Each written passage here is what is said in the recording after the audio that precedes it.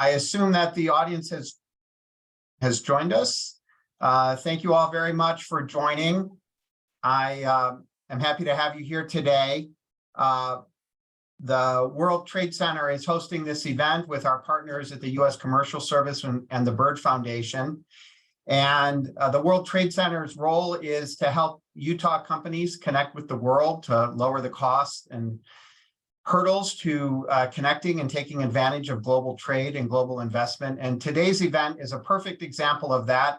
With our partners, we're here to help you as Utah companies learn about how you can access a wonderful grant program known as the Byrd R&D Grant Program.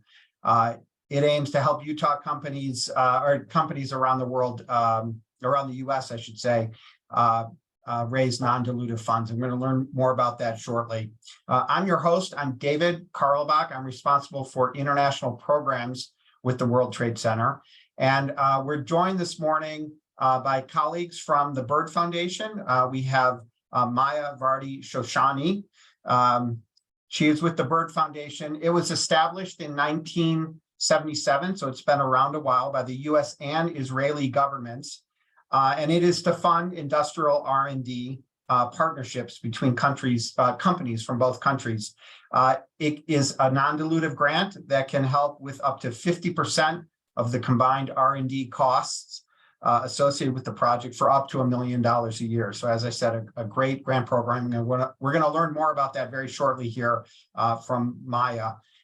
She's here today with a Utah company, with Steve, the CTO, and they're going to share a little bit. He's a CTO for a Utah company, which has benefited from the grant, so you'll hear a little bit more about that as well. And as I said, we're doing this in partnership with the U.S. Commercial Service, and we're going to hear more about their services as well. They have a full range of expertise in international trade, in taking advantage of 70 international offices associated with U.S. embassies around the world.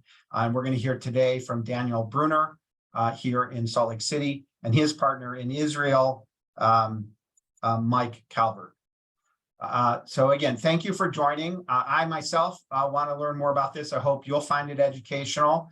And I think on that, I'm going to turn it over briefly, maybe to Mike to say a little bit more.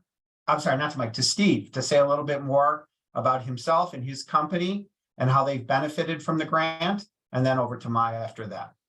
Thank you very much. Yeah, thank you, David. Yeah, so Steve Lindsay with LiveView Technologies. We actually got introduced to the Byrd project or program back in 2019.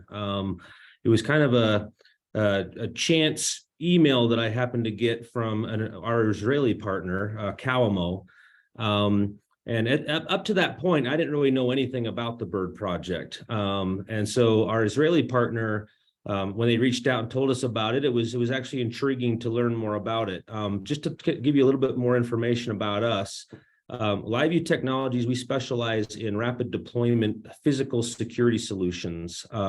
So those solutions rely very heavily on best-in-class video analytic technologies. And so when we got approached by Kawamo, one of the things that was intriguing to us is the fact that Kawamo has a lot of experience with high-end, best-in-class video analytics. And so when they approached us, we were very interested in trying to partner with them to see if we could get their solution running on ours. One of the unique challenges with our solution is the fact that it is solar powered and it is cellular connected. And so there's engineering challenges around how to pull that off, especially when you have advanced video analytic technologies. So we decided to partner together, submit a project to the Byrd Foundation, and we got approved. And so one of the other challenges that we had was by the time we got approved, that's when the pandemic hit. And so we actually took a trip out to Israel to be able to meet with them, get to know them, and start planning the project right before the pandemic shutdowns occurred. So we got lucky from that perspective. But the rest of the project was, remote in how we worked. One of the great things that we learned through the project was, again, how knowledgeable the Israeli team was. and that really helped a lot in trying to drive the project forward. So some of the things that you can experience when you do a project through the Bird Foundation is obviously you're going to be visiting with them. We had the opportunity, like I said, to go to Tel Aviv, and the group in Israel actually had a chance to come out here to Utah. So we were able to spend some time up at Sundance and get to know them better. And as we worked through the project itself, we would come up with various challenges. And the important thing to do when you're working with your Israeli partner on this is to make sure that you have a regular cadence meeting with them, that you continue to have clear objectives on what you're trying to accomplish, and that you're as long as you're staying in touch with them, you're able to work through a lot of those issues. One of the things that we were able to get as an outcome of our project was the integration of a low-powered GPU device that Calamo was able to get their analytics running on, and we were able to put that inside of our head unit, and then be able to get the analytics working. And here's just an example of that output.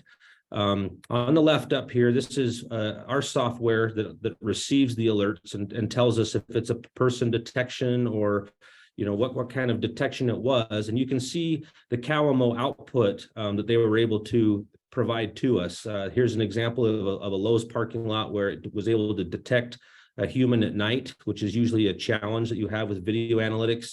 Obviously, being able to detect vehicles and also multiple people in there, you could see. But the outcome of this project was, again, very fulfilling for both sides. One of the things that you need to understand from an Israeli company perspective is they're really looking for an opportunity to be able to launch their solution with a partnering U.S. company into the U.S. And so there is a lot of interest when the project's done to be able to leverage that partnership on an ongoing basis. So the important thing when you're doing these projects is to make sure you have a great relationship with your Israeli partner. Again, that can be easily done through regular contact and through working through a lot of those challenges that you're going to come up with. And then, again, just being able to spend time with them, get to know them, understand what they like, they dislike, what their ambitions are. And again, that tight partnership becomes something that's really easy to maintain moving forward. But again, from our perspective, it's a great program, especially if you're trying to leverage a lot of the great technologies that come out of Israel. We couldn't recommend it more, but that's what I had to talk about today. Great, Steve. Thank you very much. That was a great introduction to the grant, and I could really get a feel for how beneficial it was for you and for your Israeli partners during the project and on a go-forward basis. And I should have mentioned to the audience, we're going to have time for Q&A at the end. So if you have questions, feel free to shoot them in if you're on the chat, if you like, and I'll go through those and we'll get to those at the end. Okay, thank you very much. So Maya, over to you, I think, for a proper introduction to an overview of the grant program. Thank you. Let me just share my screen.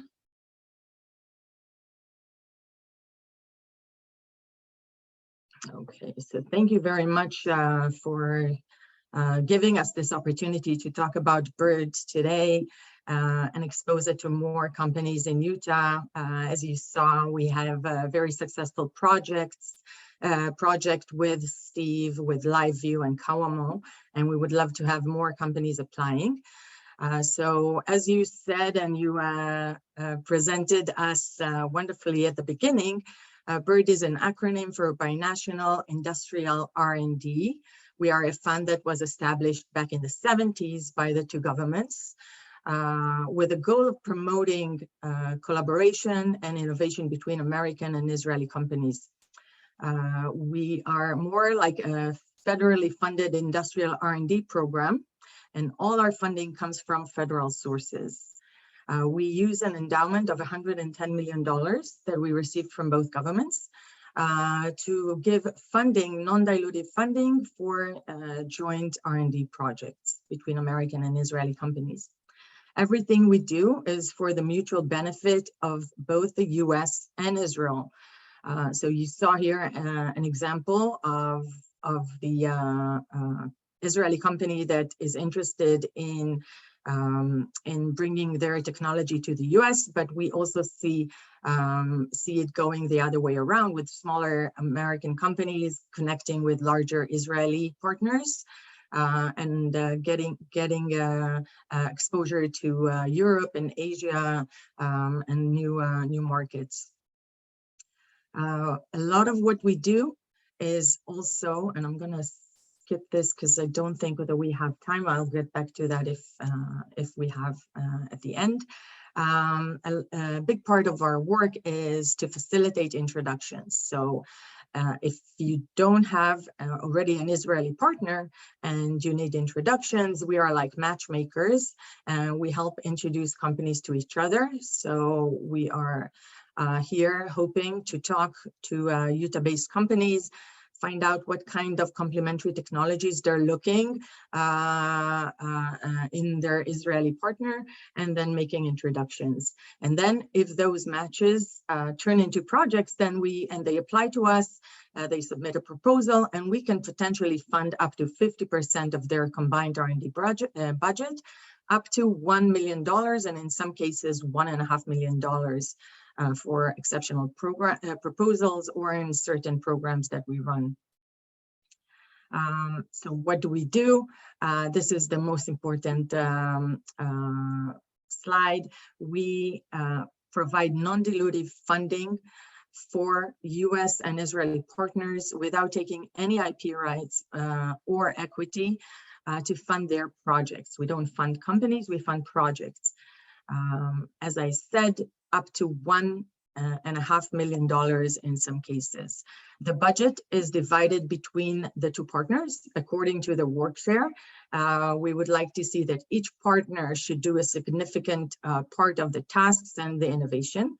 And we allow not less than 30%, 70% in the work share.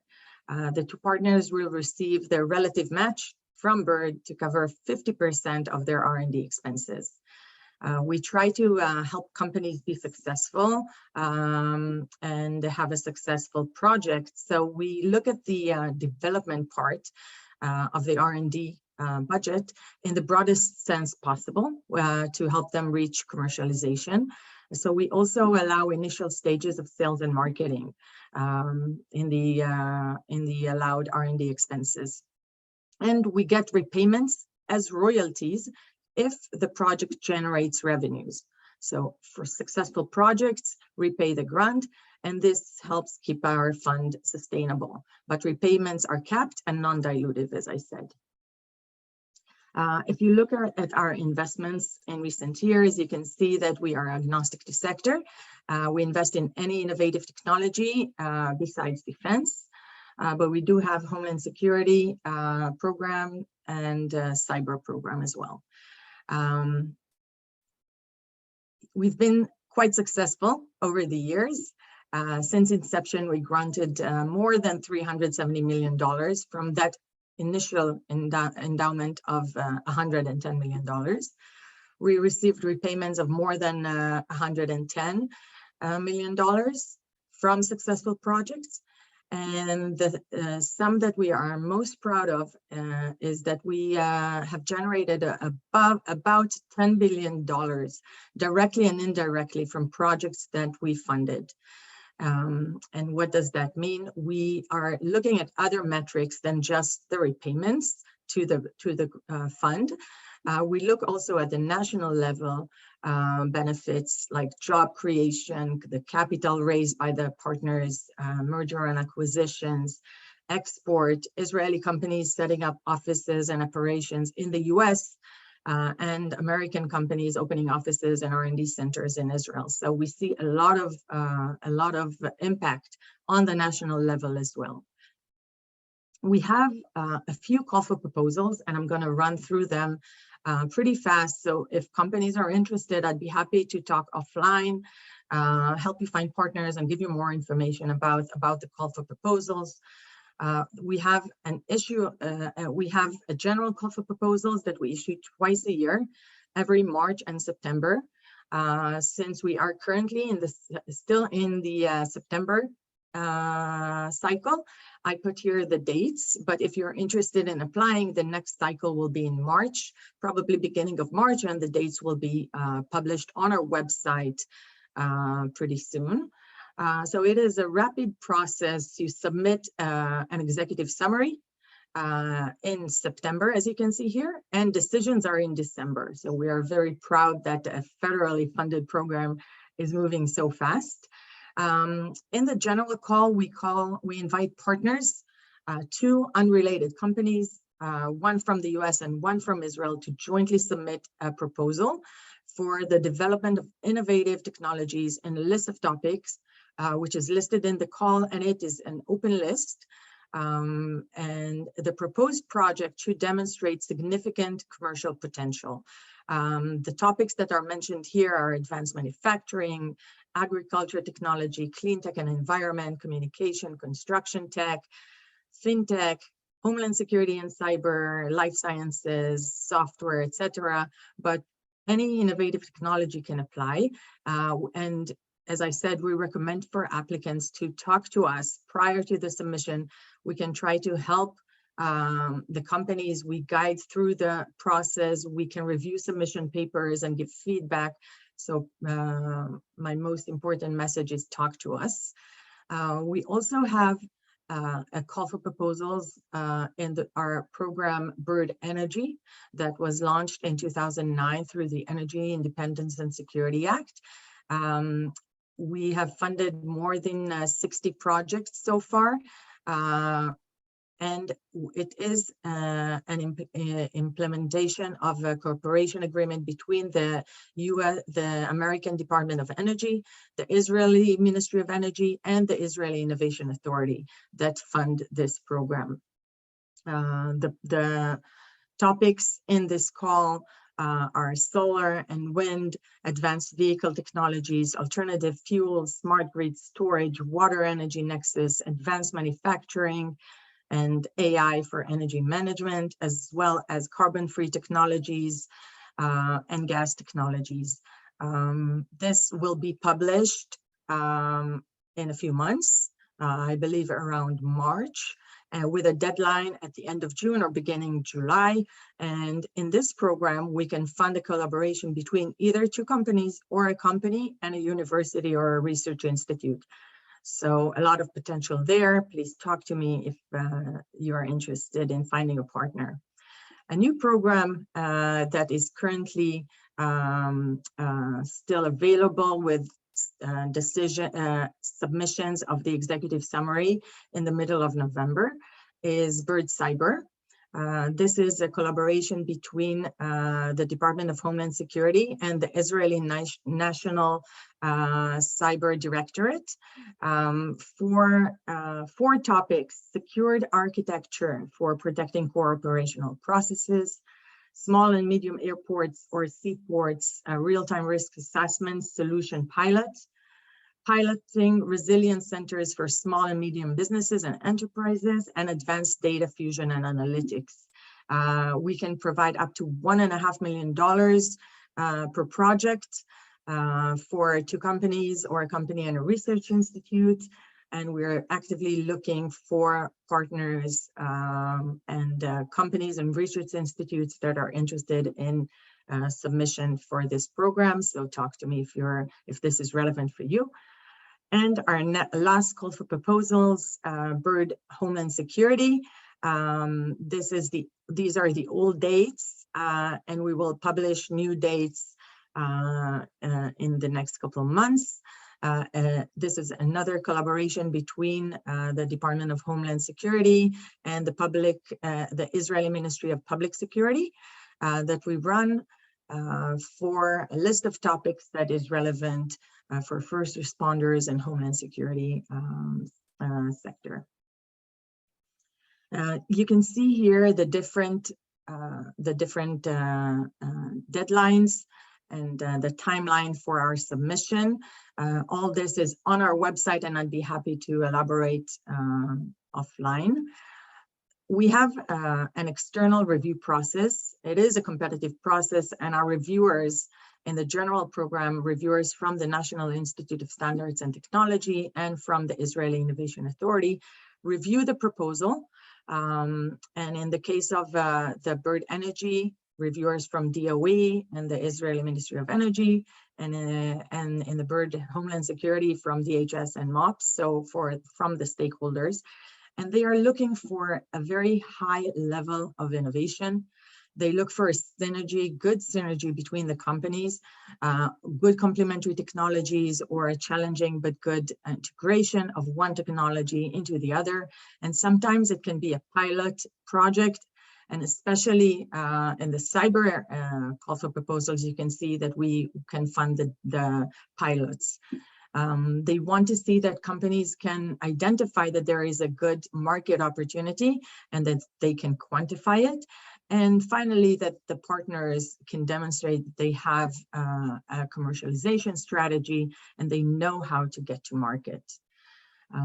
Why bird? Well, obviously because of the funding, it helps support the project and the partnership, as you heard from Steve and LiveView, but we are not a VC. This is, of course, non-dilutive funding. We share the risks with the partners without an upside, which is crucial, especially when the projects are innovative, risky, and challenging.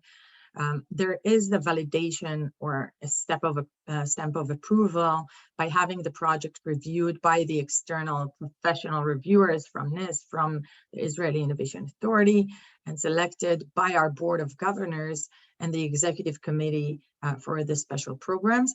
We also issue a press release after the selection, and we announce the support and the funding of the project. The DOE will share the press release and list the projects that they funded, and also DHS. So companies really appreciate this recognition, and we know that the participation in a program also helps in raising funds and in commercialization and accelerates time to market. I already mentioned the parameters for success on the national level. That is very important for us as well. On our website, you can see a project database with the projects that received our funding by sector, by state. You can see that Utah has 8 projects that were funded, and we would love to see this number increase. And I really urge you to talk to me. This is my contact information. I'd be happy also to share the slides. Our website is www.birdf.com. The call for proposals are there, and I'd be happy to answer any questions. Thank you for giving me this opportunity, and thank you, Steve, for taking the time and presenting your project. Indeed. Well, thank you very much, Maya. That was very informative. I had several questions in mind, and many of them were answered as you were going. As to Q&A, we're going to do that at the end, but I would encourage anyone listening to throw questions into the chat. I haven't seen any yet, but I'd be happy to see those there now, and I'll tee them up for Maya at the end. I think at this point, we're doing well on time for everyone's awareness. And I'm going to turn it over now to the U.S. Commercial Service, to Daniel and Mike.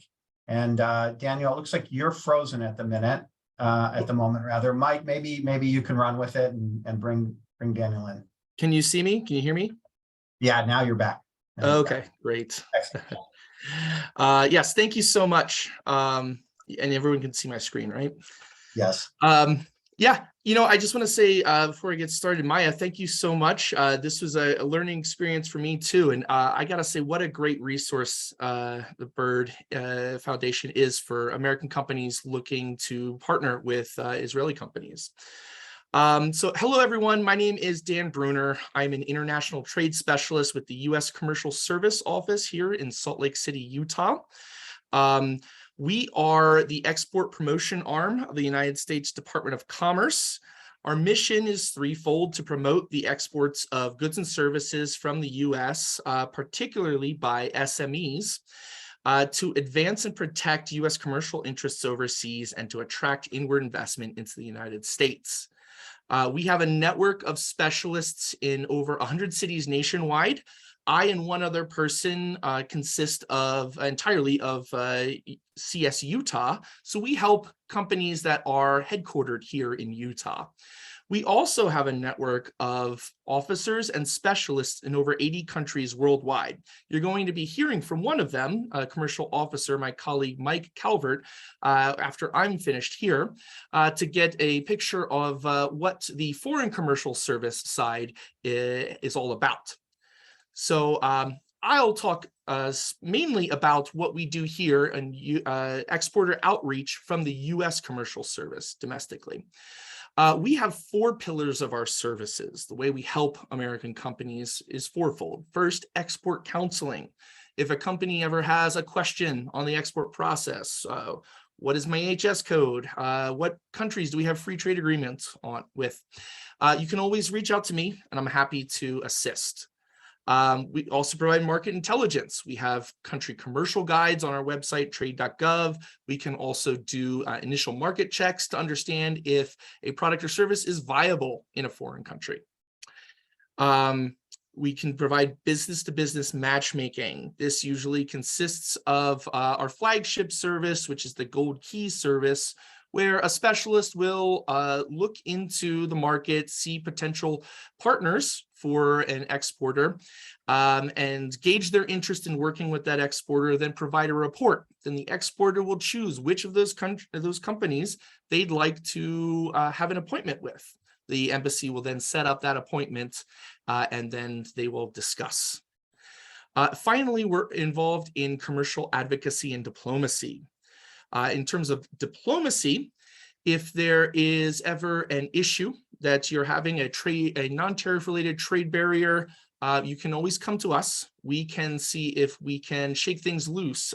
For example, if you have products that are stuck at port and you're getting an arbitrary reason from the importing authority as to why things are stalled, and time is money, you're paying drayage. You can contact us. We will see if we can contact the foreign government office and see where the holdup is and how we can assist. Also, we're involved in advocacy. If you are bidding on a foreign government tender, please reach out to us.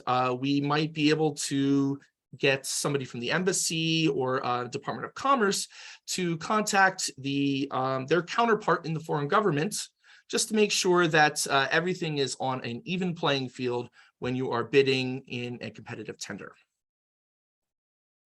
So just as I described, no matter where you are in the export process, there's something that we can do to help, whether it's developing your export strategy, providing background checks on partners, matchmaking trips overseas, counseling with the overseas staff, promoting your products overseas, export regulation and compliance, and trade shows.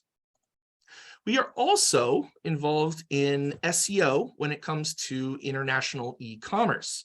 So we have a e-commerce innovation lab within ITA, and this is focused on digital strategy. We have a service called the Website Globalization Review Gap Analysis, where we take a look at your website, your e-commerce international focused website, and where are the pain points? Do you have any metadata issues? What's preventing an international consumer from finding your website or using it? We provide best practices and also help you get well versed in what you're going to need. Do you need an API plugin for your website and so forth? So, in a nutshell, that is what the U.S. Commercial Service does to help American companies to expand internationally. I'd like to send it over to my colleague, Mike, in Tel Aviv for more background on how the Foreign Commercial Service works.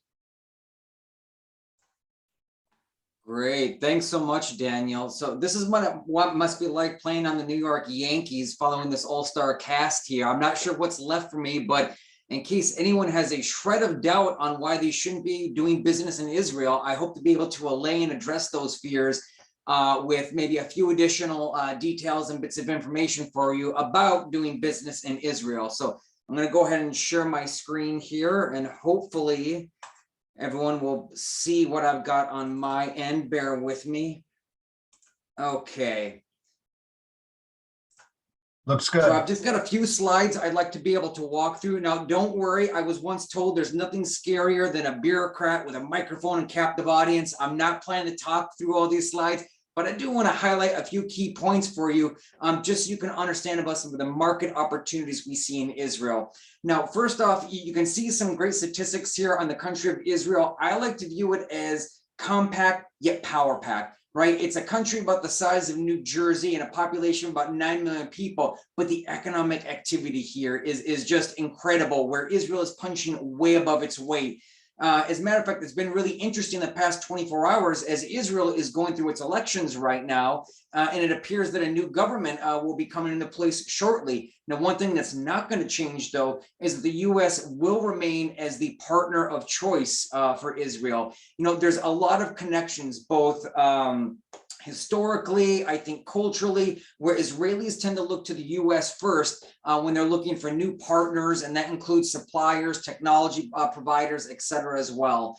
And it's also a very diverse country. I mean, obviously, you can hear Hebrew and Arabic spoken here, but much like the United States, it's a melting pot.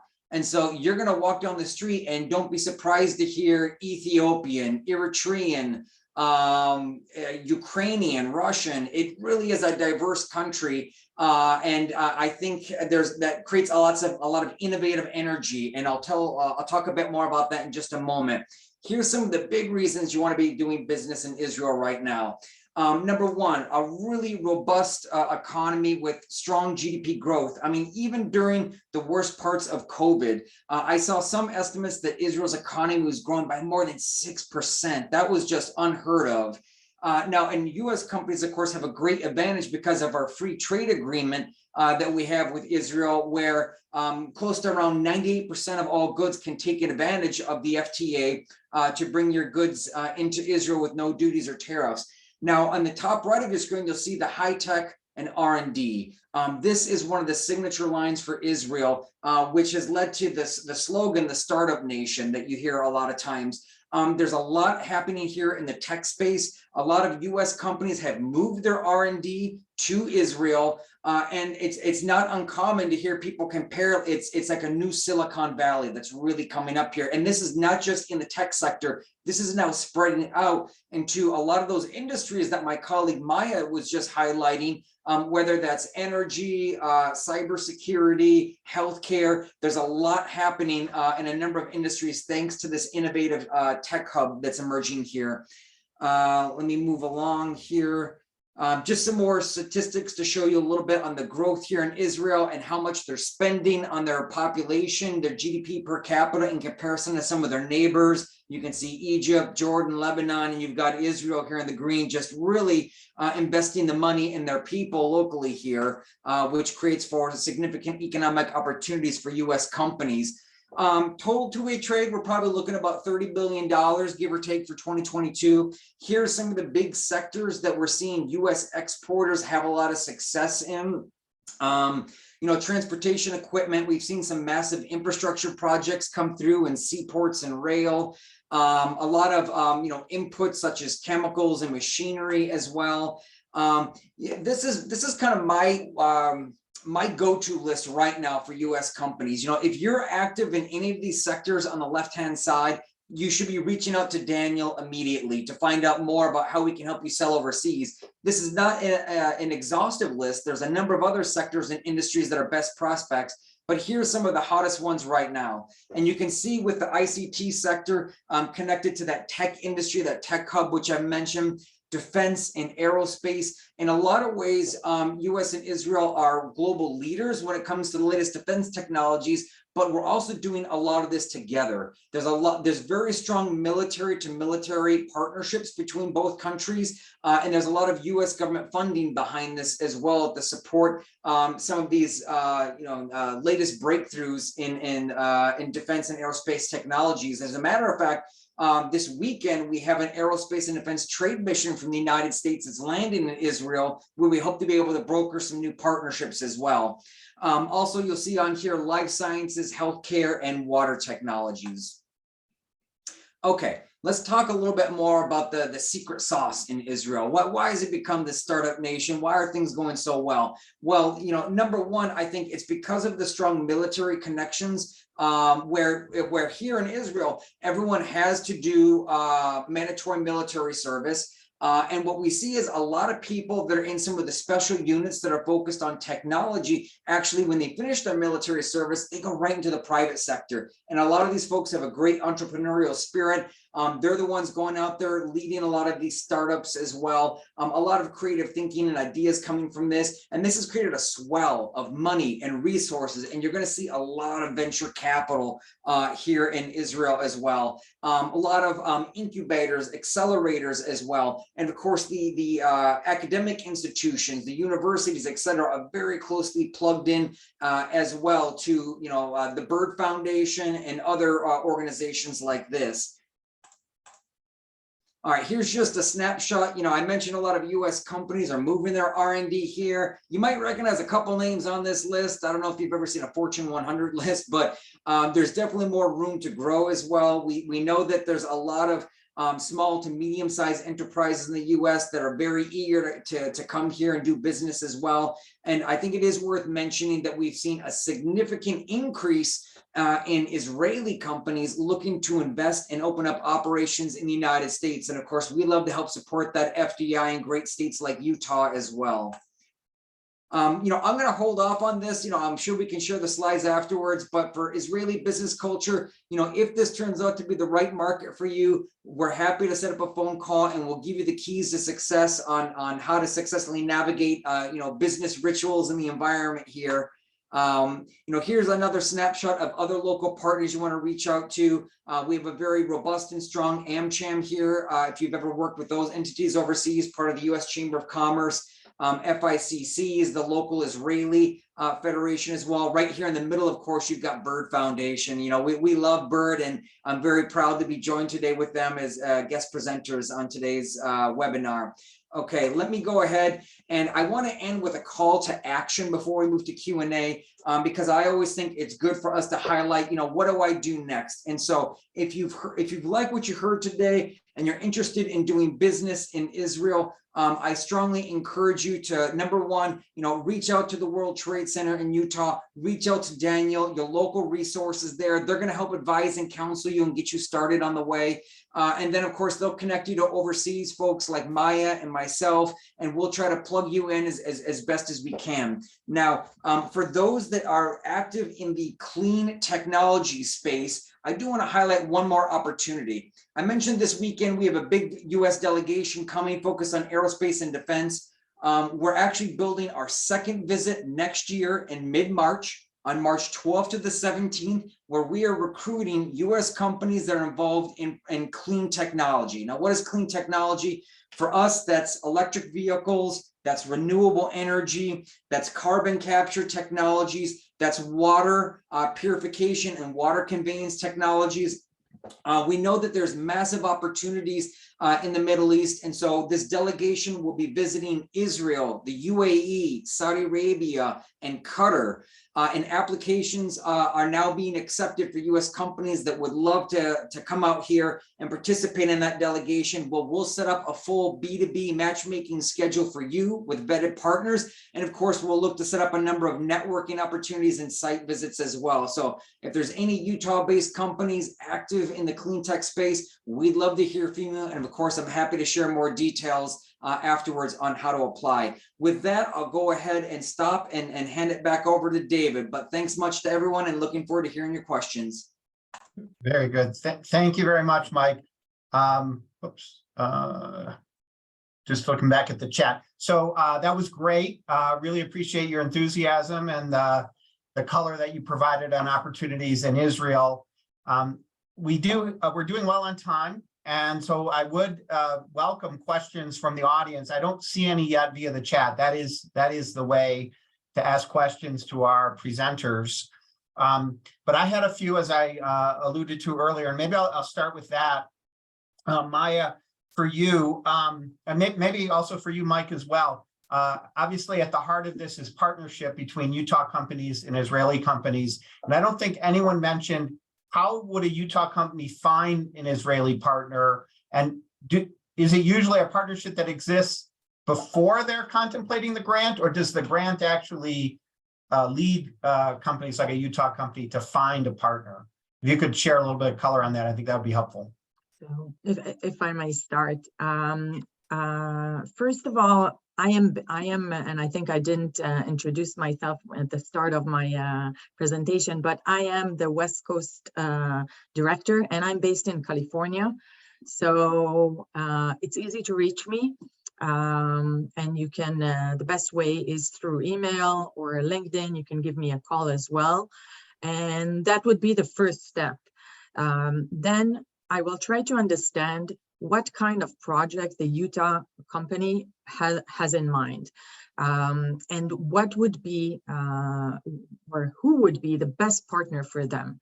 And then we have a team in Israel, and we all work together to try and find the best match, the best partner. Usually what I do ask is for a value proposition, a non-confidential one-pager that I can share with my team. We also have an office in the East Coast and in Texas, and we all work together to try and find partners. So if it's a Utah-based company that is looking for an Israeli partner, I will share their one-pager and their value proposition with my team, and we will reach out to some potential Israeli partners. We ask for permission before we share any information. We will share probably a list of a few names.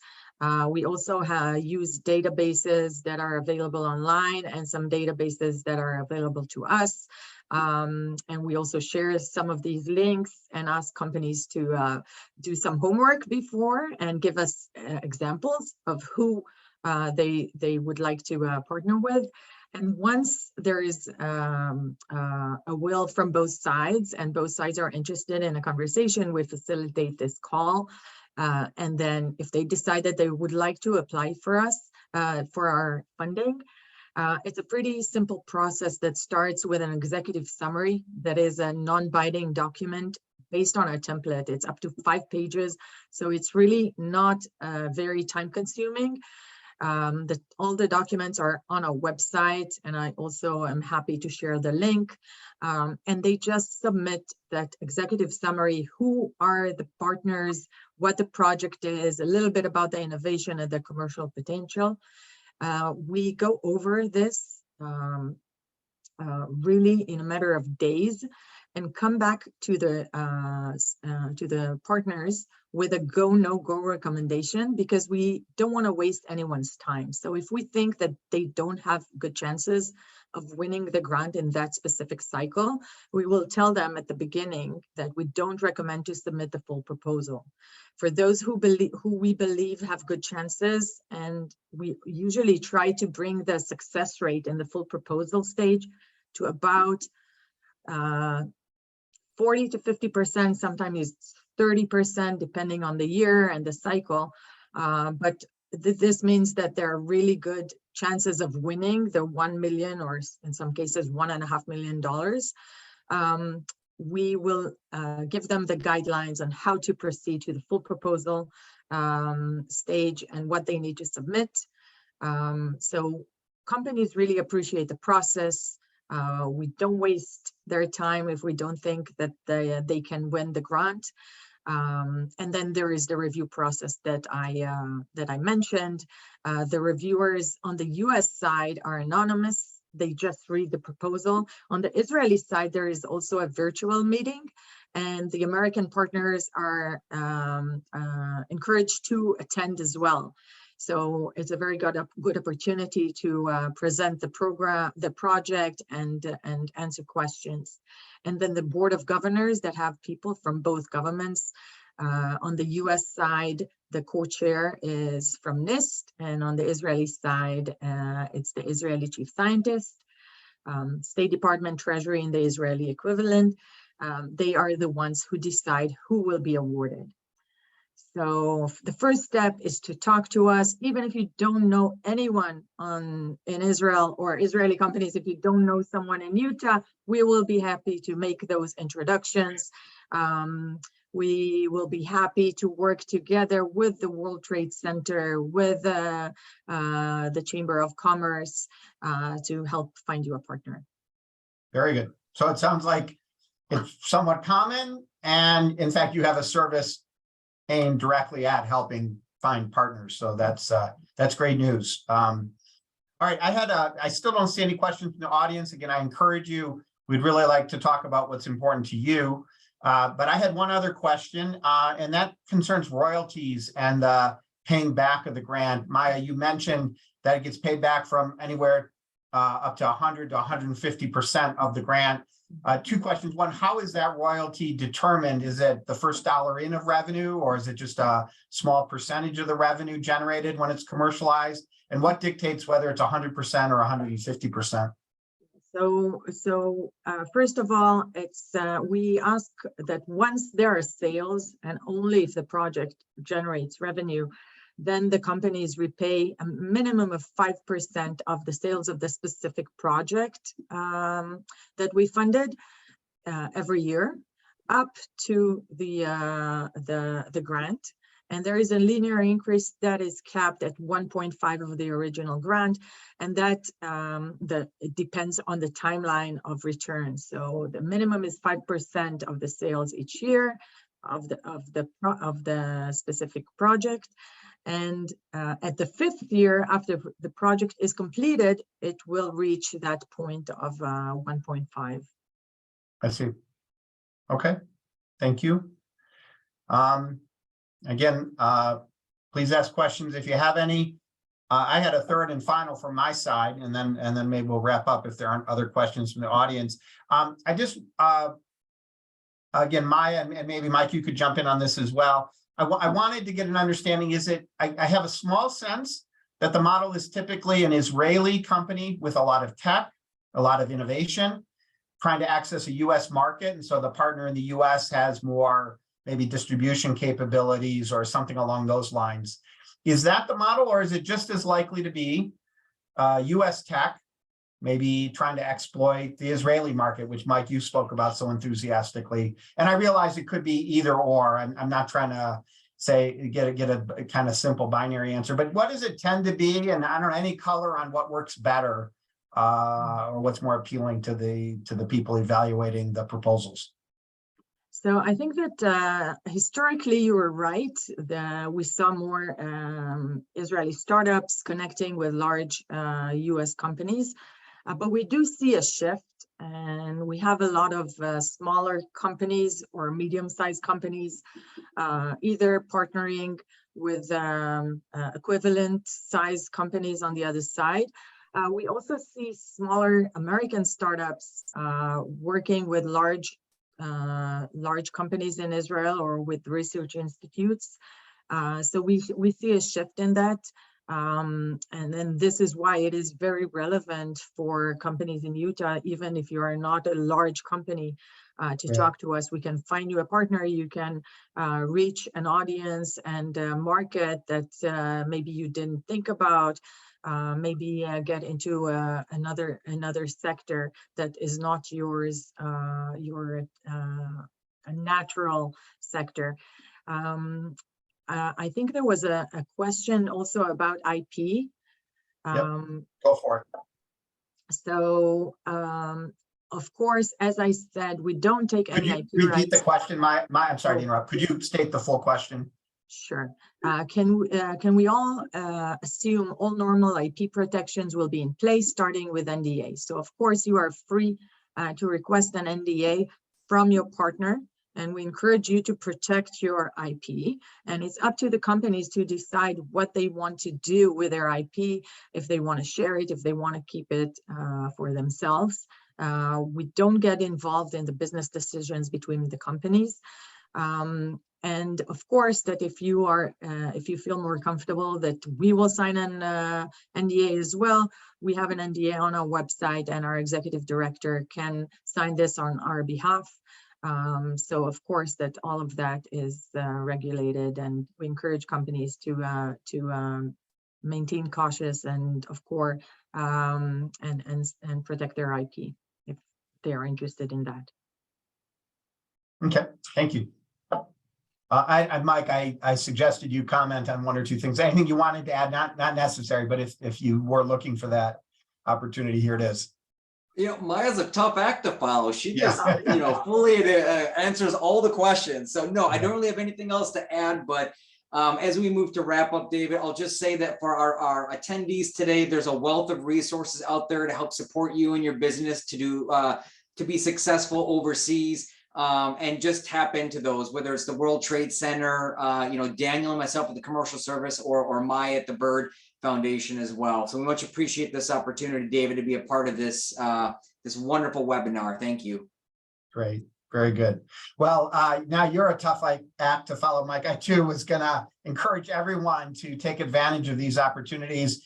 And I know it might be a little confusing. It tends to happen in the world of economic development, that there are many players with overlapping roles, or maybe seem like duplicative roles. But I can assure you, you could reach out to any one of us, and we would act as your ombudsman, your partner, your friend, and help you navigate. It's not a competitive situation. If the best ally for you or resource for you is in Israel, or here in Salt Lake with the U.S. Commercial Service, or at the Bird Foundation, or here at the World Trade Center, I think we all would like to help you figure that out and provide that service. All eager to see these Utah companies here today prosper through international trade and investment. And maybe on that point, I'll just add what I probably should have said at the beginning. The World Trade Center, beyond events like this, connecting you with resources like the Bird Foundation, has a host of other services. I think some of you may be aware, but similar to the U.S. Commercial Service, we too can help you with analysis of markets. We too have a set of trade shows that are complementary to what the Commercial Service offers. We're funded by the Small Business Administration. We go all over the world, including the Middle East, on trade shows. We go there on trade missions. It was alluded to. We were recently in Israel with the governor and 50 plus Utah companies learning about the market. And we also have grant funding. We're very, very fortunate to get money from the U.S. government, from the Small Business Administration, a partner organization to the U.S. Commercial Service. And we have up to $1 million a year to give to small companies like those here today to help with your own travel abroad, with your hiring the U.S. Commercial Service for some of its services, for working with marketing partners, other marketing partners on your website optimization, and a whole host of other services. So we would love to hear from you about, like I said, about those services, about how to work with the U.S. Commercial Service, of course, how to work with the Bird Foundation. And I can see that we're sharing some information here, and I'm sure Rayanne afterwards can send out links as well to the presentations, as well as email addresses in case anyone has further questions or just want to pursue these opportunities. So again, thank you very much.